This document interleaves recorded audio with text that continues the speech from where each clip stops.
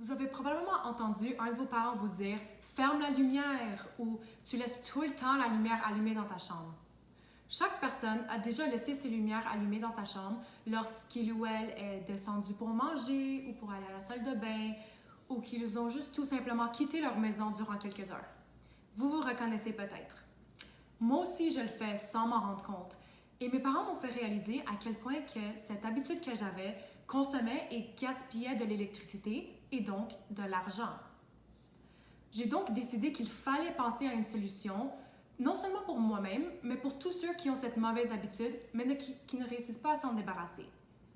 Je vais commencer par vous informer sur quelques effets néfastes du secteur d'électricité sur l'environnement, parce que, bien sûr, ce n'est pas juste l'aspect économique qui est affecté par cette surconsommation.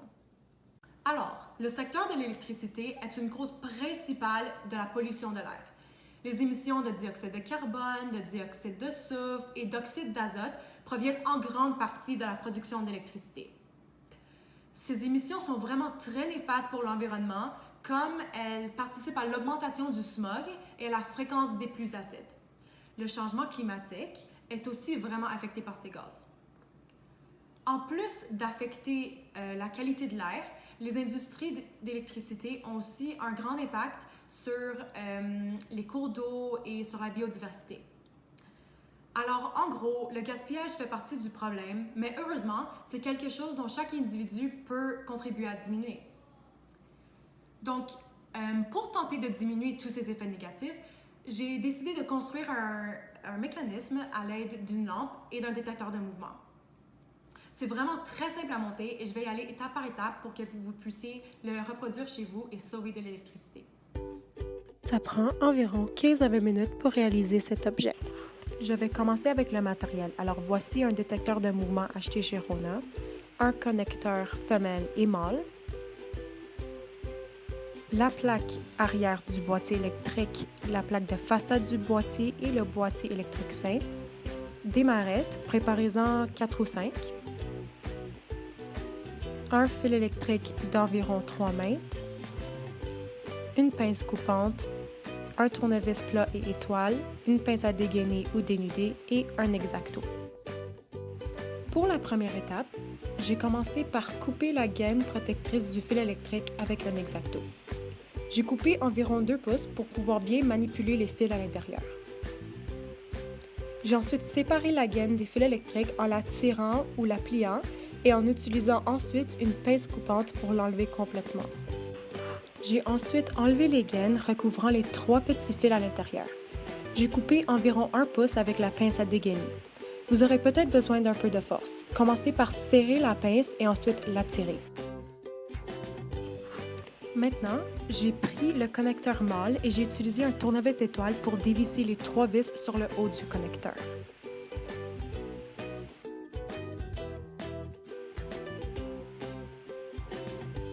Après l'avoir ouvert, j'ai dévissé les 2 vis sur l'autre extrémité du connecteur, mais sans les retirer.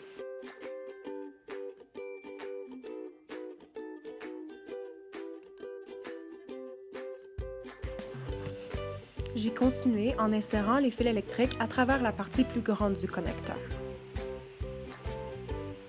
J'ai aussi tourné les bouts de fil pour que la suite soit plus facile.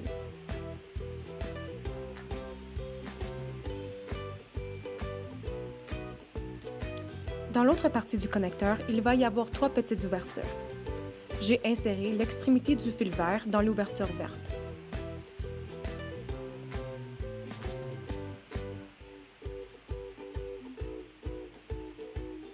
J'ai ensuite vissé la petite vis verte au-dessus de l'ouverture pour garder le fil en place à l'aide d'un tournevis étoile.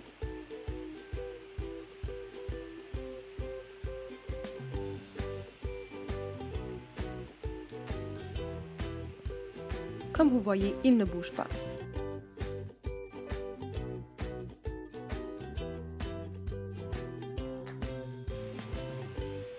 Si l'ouverture n'est pas assez grande pour pouvoir rentrer le fil, vous pourrez tourner le connecteur comme je l'ai fait pour que l'ouverture soit plus évidente.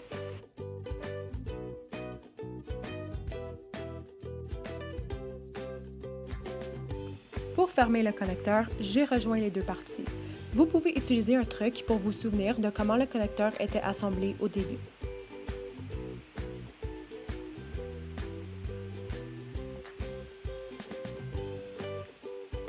J'ai ensuite revissé les 5 vis avec le tournevis étoile.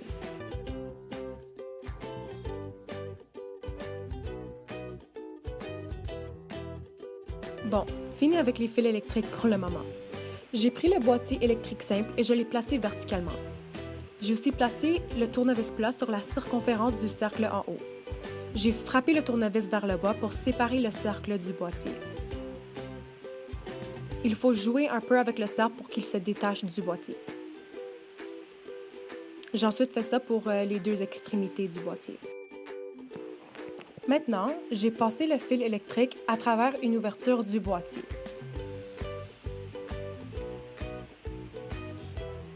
J'ai assemblé les fils à ceux du détecteur de mouvement en joignant les fils ensemble avec des marrettes. J'ai mis les 2 fils blancs ensemble, les 2 fils verts ensemble et les 2 fils noirs ensemble.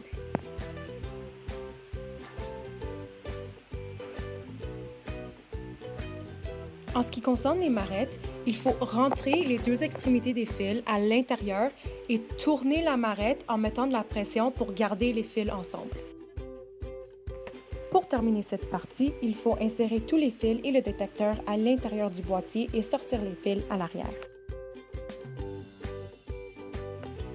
Pour la prochaine étape, il faut prendre un autre bout de fil d'environ 6 pouces et dégainer les 2 extrémités comme je l'ai fait au tout début de la vidéo. Avec le connecteur femelle, il faut dévisser les 5 vis comme on l'a fait avec le connecteur mâle. Il faut aussi placer les fils à l'intérieur des ouvertures du connecteur de la même façon. C'est exactement le même processus qu'on a fait avec le connecteur mâle au début.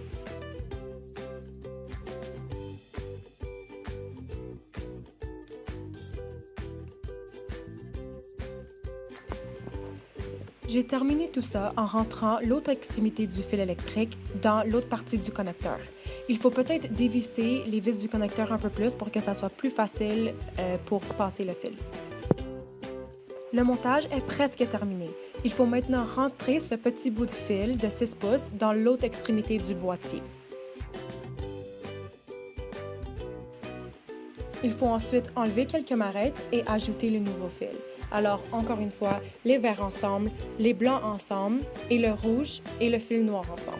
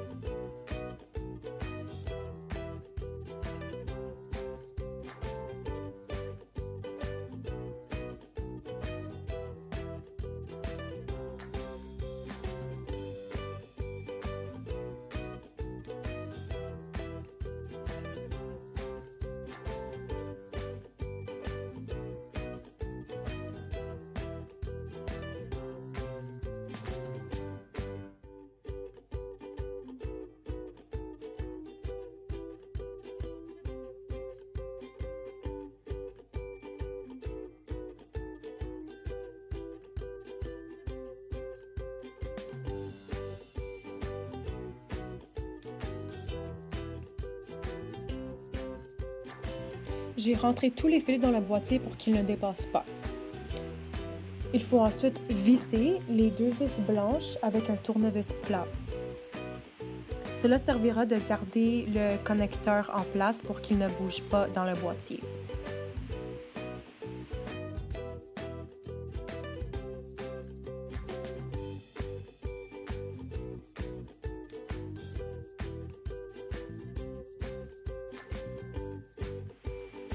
Il faut maintenant mettre la plaque de façade sur le boîtier et le visser en place avec 2 vis, aussi avec le tournevis plat.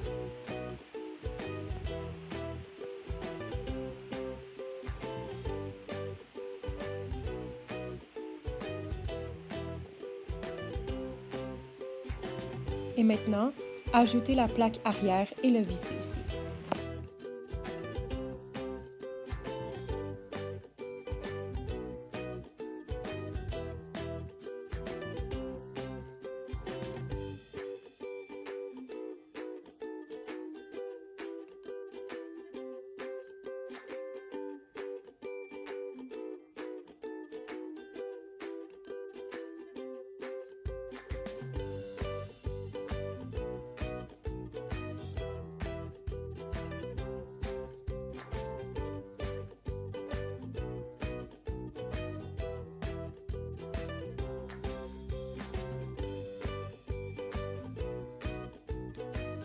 Ici, j'ai ajusté le temps du détecteur pour avoir le temps d'intervalle désiré entre l'arrêt de mouvement et lorsque la lumière s'éteignera. Dans mes réglages, il y avait 5 minutes, 15 minutes et 30 minutes. Il faut ensuite brancher le connecteur dans le mur et attendre environ 10 secondes sans bouger pour initialiser le détecteur.